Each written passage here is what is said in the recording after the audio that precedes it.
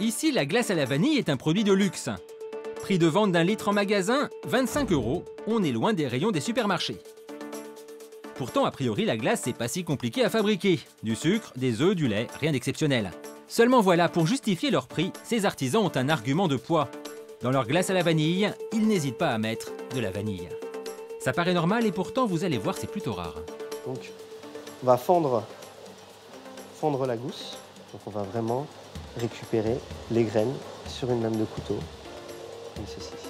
C'est vraiment ce qui va donner le goût de vanille et ce qui va aussi donner ce petit grain qu'on aime voir dans la vanille. Voilà. Ah ouais, donc là, ce qu'on appelle l'or noir. C'est que la vanille, ça coûte cher, très cher même. Environ 80 € le kilo pour celle-ci en provenance directe de Madagascar. Et pour un litre de glace, il faut compter 6 ou 8 gousses, soit déjà 13 € de matière première. On a donc la vanille qui ressemble déjà beaucoup plus à ce qu'on a l'habitude de voir. Des grains et une belle couleur légèrement brune. Une pasteurisation plus tard, 12 heures de repos et la glace à la vanille grand luxe est prête. Alors comment peut-on trouver en grande surface des glaces 10 ou 15 fois moins chères? Francky, l'artisan, a accepté de nous fabriquer une glace industrielle en suivant la recette inscrite au dos d'une boîte. Et vous allez le voir, les ingrédients n'ont rien à voir. Pas de lait, trop cher, mais de l'eau et de la poudre de lait.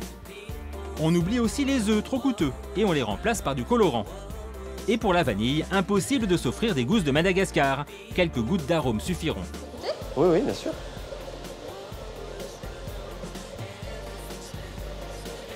Oh purée. Mais pour faire illusion, on récupère les gousses de vanille vidées. Elles sont séchées puis broyées, et ça vous donne les fameux petits grains noirs. Sauf que ceux-là n'ont absolument aucun goût.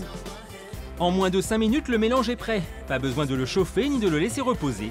Le coût de fabrication a été divisé par 10 et à l'œil nu, les deux mélanges sont quasiment identiques. Quasiment, car les industriels ont une autre astuce. Il y a une législation aussi qui est différente pour les industriels. C'est le taux de foisonnement.